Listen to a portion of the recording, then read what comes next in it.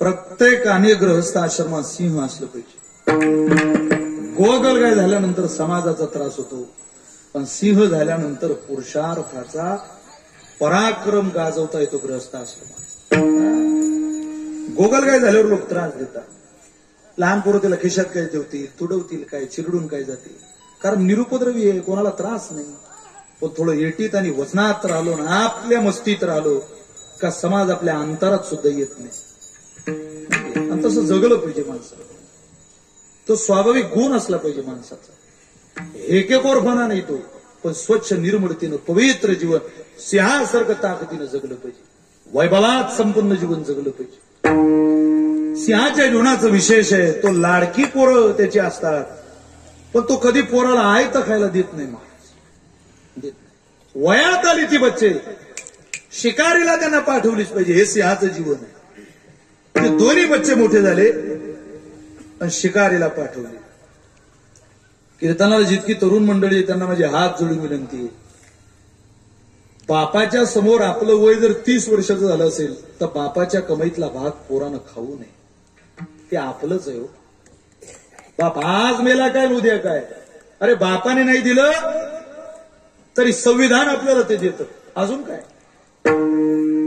पण तुम्ही कमवलेला घास बापाला देण्याचं सौभाग्य बापाच्या पश्चात तुम्हाला नाही, मुलाकडे नाही. कौतुक तर केलं पाहिजे त्या तरुणाचं जो आय तर आपल्या बापापुढे ताट नेऊन ठेवतो. आय तर किती दिवस खायचं. 30 वर्षाचा पोरगा दाढीला बापाला पैसे मागतो, ही शोकांतिका आहे महाराष्ट्रातली. मग तुम्हाला राग येईल माझा, पण मोटरसायकलला शिवजयंतीला झेंडा बांधायचा आणि बापाचं पेट्रोल गाडीत टाकायचं आणि गावभर हिंडायचं, माझ्या मनाला ती शिवजयंती नाही आवडत.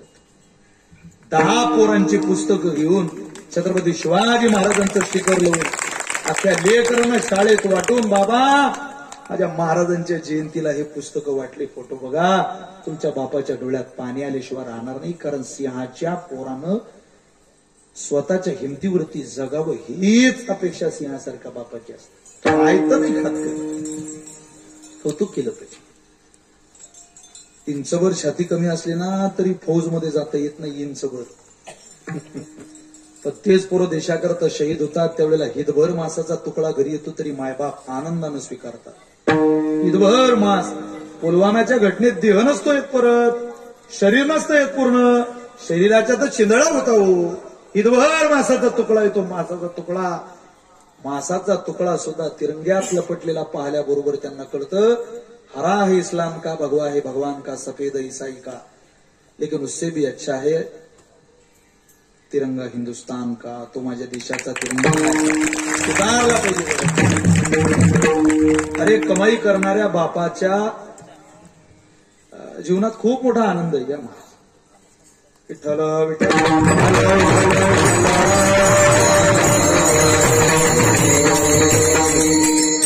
आई तर नको खायला. बाप हयात आहे तोपर्यंत बापाला खाऊ घातलं पाहिजे, बापाला दिलं पाहिजे. पण आता जगाचा प्रवास जसा चाललाय, अख्ख्या गावातल्या मित्रांचे वाढदिवस बिअरच्या बाटल्या उडवून साजरे करत आहेत, पण 90% पोरांना स्वतःच्या बापाची जन्मतारीख सुद्धा सांगता येणार नाही. महाराज, या मातीची शोकांतिका आहे. महाराजांचा पुतळा पाहिला की गुलामगिरीत जीवन जगणारे त्यांचे वडील आठवतात. गुलामगिरीत जगले पण स्वराज्याचं स्वप्न पाहिलं. काय उदात्त विचारसरणी असेल. स्वराज्याचं स्वप्न भर तारुण्यात पत्नीचा विरह सहन केला, लढायला शिकवलं पोराला. वयात आल्यावर लाडखोड कौतुकात नाही ठेवलं. 15व्या वर्षात तोरण बांधलं किल्ल्याचं, तोरणा जिंकला. उरलेल्या 35 वर्षात 36 किल्ले जिंकले. 50व्या वर्षी देह ठेवला. 50-51 वर्षे काय थांबायचं वय का हो. 35 वर्ष या मातीला समर्पित केले. बापानं शिकवलं होतं, शिवबाराजे लढावं लागेल, लढल्याशिवाय इतिहास नसतो होत. जय पराजय याचा विचार नसतो करायचा. जय होतो कधी कधी, पराजय होतो तो प्रारब्धाचा भाग आहे. तो तुमच्या प्रयत्नाची उणीव असेल, कदाचित प्रयत्नाची पूर्तता असेल, पण माघार घेणाऱ्यांची दखल इतिहास घेत नाही, दखल लढणाऱ्यांची घेतली जाते. तुम्ही लढा.